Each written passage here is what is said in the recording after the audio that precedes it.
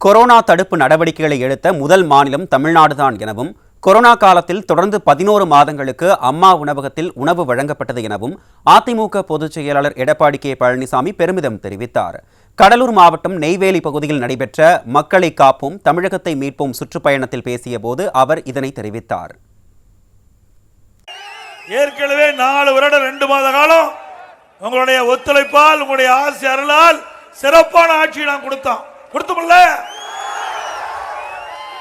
நான் ஆட்சி பொறுப்பேற்கின்ற பொழுது கடுமையான வறட்சி, குடிக்கிறது கூட தண்ணி இல்லை. 2வது புயல், கஜா புயல், தென் மாவட்டம் இன்னைக்கு டெல்டா மாவட்டம் பூரா நிலை குலைந்து போச்சு. பிறகு கொரோனா 11 மாசம் ஒருத்தர் பார்க்க முடியல. அப்படிப்பட்ட சோதனையான நேரத்தையும் உங்களுடைய ஆதரவோடு மிகச் சிறப்பான ஆட்சி கொடுத்தோம். அந்த கொரோனா 11 மாத காலத்தில் விலை மதிக்க முடியாத உயிரை நாங்கள் காப்பாற்றினோம்.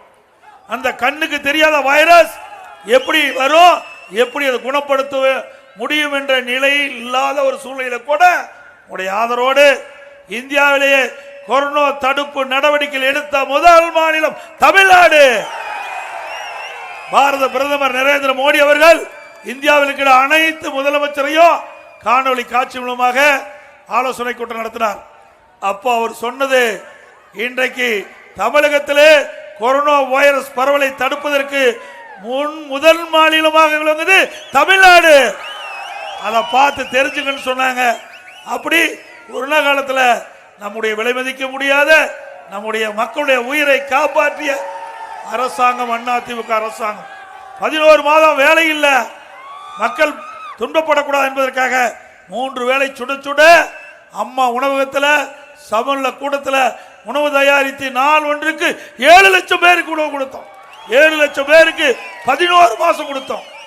கர்ப்பிணி பெண்களுக்கு, முதியோர்களுக்கு, மாற்றுத்திறனாளிக்கு, ஏழை மக்களுக்கு சுட சுட 3 வேளையும் கொடுத்தோம்.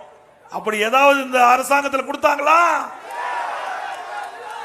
வறட்சி வந்ததுல வரல, புயல் வரல, வெள்ளம் வரல, ஆனா எதுவுமே செய்யல.